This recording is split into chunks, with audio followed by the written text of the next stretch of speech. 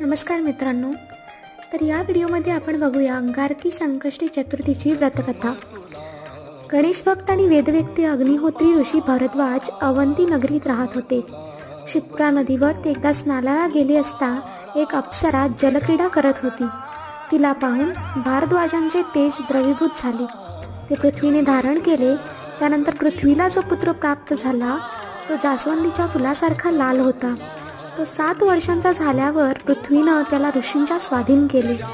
त्यांनी त्याचे उपनयन केले, वेद शिकवले आणि गणेश मंत्र देऊन उपासना करायला सांगितलं। त्यानंतर तो मुलगा अरण्यात गेला। त्यानं 1 सहस्त्र वर्षे तप करून गणेशाला प्रसन्न केलं। गणेश प्रसन्न झाले व त्यांनी मुलाला दर्शन देऊन इष्टवर मागण्यास सांगितले। तो मुलगा म्हणाला की मला स्वर्गात राहून अमृत प्राशन करावयाचे आहे। माझे नाव त्रैलोक्यात विख्यात व्हावे। आज